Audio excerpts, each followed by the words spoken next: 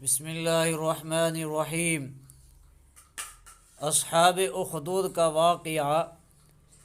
حضرت صہیب الرومی رضی اللہ تعالیٰ عنہ فرماتے ہیں کہ رسول اللہ صلی اللہ علیہ وسلم نے ارشاد فرمایا کہ تم سے پہلے لوگوں میں ایک بادشاہ گزرا ہے، اس کے پاس ایک ساحر تھا، ایک جادوگر تھا۔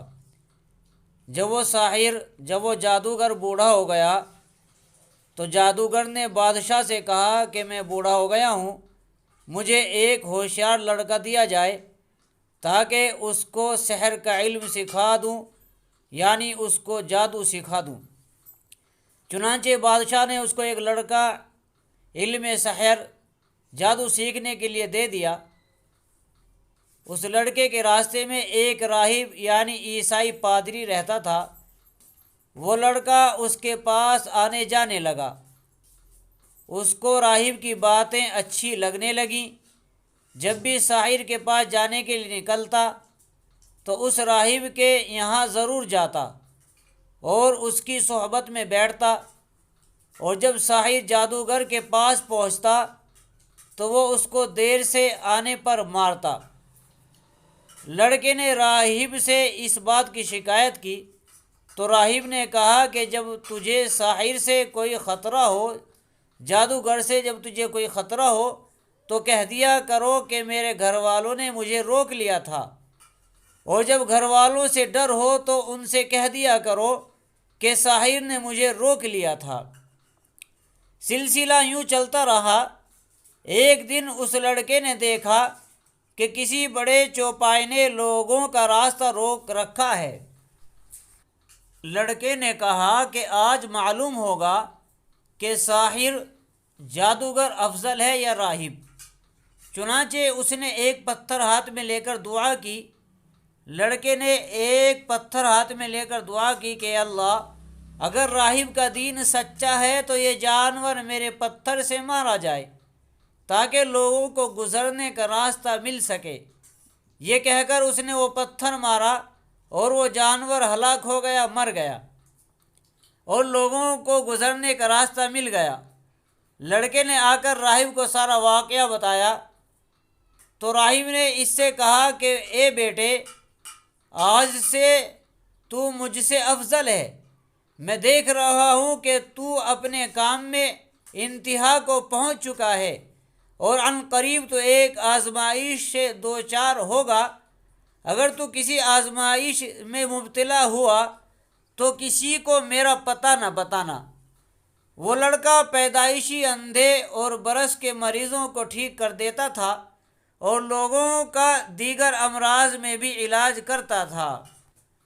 بادشاہ کے ایک مصاحب نے اس کے متعلق سنا، جو کہ نابینا تھا، تو بہت سے ہدیے اور تحفے لے کر اس کے پاس آیا اور اس سے کہا کہ اگر تو مجھے شفا دے دے تو یہ سب کچھ تیرے لیے ہوگا۔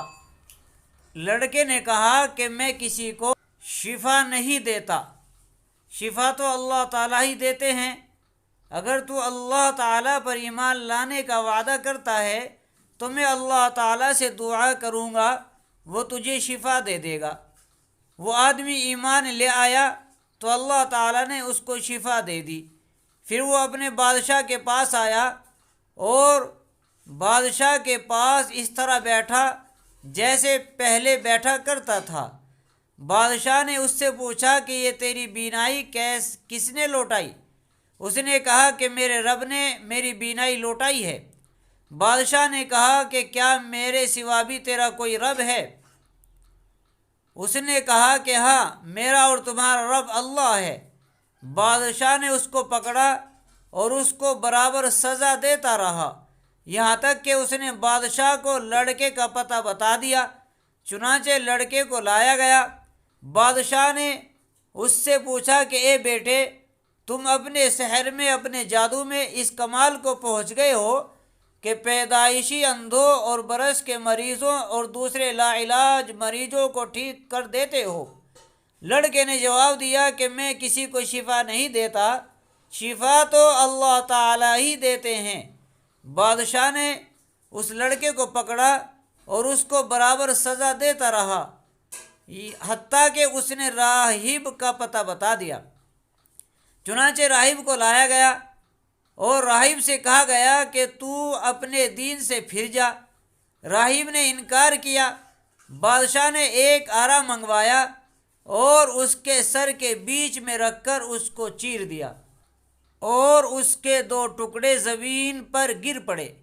پھر بادشاہ کے اس مصاحب کو لایا گیا جو بادشاہ کی خدمت میں رہتا تھا، بادشاہ کے پاس رہتا تھا۔ اس آدمی کو لایا گیا اور اس کو بھی اپنے دین سے پھر جانے کا حکم دیا گیا۔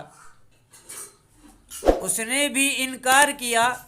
چنانچہ اس کے سر کے بیچ میں آرا رکھ کر اس کو بھی چیر دیا گیا، جس سے اس کے دونوں حصے زمین پر گر پڑے۔ پھر اس لڑکے کو لایا گیا اور اس کو بھی اپنے دین سے پھر جانے کا کہا گیا۔ لڑکے نے بھی انکار کیا تو بادشاہ نے اس کو اپنی ایک جماعت کے حوالے کر کے کہا کہ اسے فلاں پہاڑ پر لے جاؤ اور پہاڑ کے اوپر چڑھاؤ۔ جب پہاڑ کی چوٹی پر پہنچ جائے تو دیکھو، اگر یہ اپنے دین سے پھر جائے تو چھوڑ دو، ورنہ اس کو پہاڑ سے گرا دو۔ چنانچہ وہ لوگ اس لڑکے کو لے گئے اور پہاڑ کے اوپر لے جا کر گرانے لگے۔ تو اس لڑکے نے کہا کہ اللہ، تو مجھے ان لوگوں سے بچا۔ چنانچہ وہ پہاڑ ہلنے لگا اور وہ سارے لوگ، بادشاہ کے جو آدمی تھے، جو خادم تھے، وہ سب گر کر ہلاک ہو گئے۔ اور لڑکا صحیح سالم بادشاہ کے پاس چلا آیا۔ بادشاہ نے اس لڑکے سے ان لوگوں کے، اپنے خادموں کے، اپنے غلاموں کے، اپنے جو اس کے ملازم تھے، ان کے بارے میں پوچھا، ان کے متعلق پوچھا کہ وہ کہاں رہ گئے۔ لڑکے نے کہا کہ اللہ تعالیٰ نے مجھے ان کے شر سے محفوظ رکھا۔ بادشاہ نے پھر اس کو اپنی ایک جماعت کے حوالے کیا اور کہا کہ اس کو ساتھ لے جاؤ اور ایک کشتی میں سوار کرو۔ پھر جب سمندر کے بیچ میں پہنچو تو دیکھو کہ اگر یہ لڑکا اپنے دین سے باز آ جاتا ہے تو چھوڑ دو، ورنہ اس کو سمندر میں غرق کر دو۔ چنانچہ وہ لوگ اس کو ساتھ لے گئے۔ لڑکے نے پھر دعا کی کہ اللہ، آپ اپنی قدرت سے ان لوگوں کے شر سے میری حفاظت فرما۔ چنانچہ وہ کشتی ہی الٹ گئی، سب غرق ہو گئے اور لڑکا صحیح سالم واپس چلا آیا۔ بادشاہ نے اس سے پوچھا کہ تیرا اصحاب کا کیا ہوا، کہ تیرے اصحاب کا، تیرے ساتھیوں کا جو تیرے ساتھ گئے تھے، تجھے سمندر میں غرق کرنے کے لیے گئے تھے، ان کا کیا ہوا؟ اس نے کہا کہ اللہ تعالیٰ نے مجھے ان کے شر سے محفوظ رکھا۔ پھر اس لڑکے نے خود ہی بادشاہ سے کہا کہ تو مجھے قتل نہیں کروا سکتا جب تک کہ تو میری بات پر عمل نہیں کرے گا۔ بادشاہ نے کہا کہ وہ کیا بات ہے؟ لڑکے نے کہا کہ ایک کھلے میدان میں لوگوں کو جمع کرو اور مجھے کھجور کے ایک تنے پر، ایک شاخ پر، ایک ٹہنی پر لٹکاؤ۔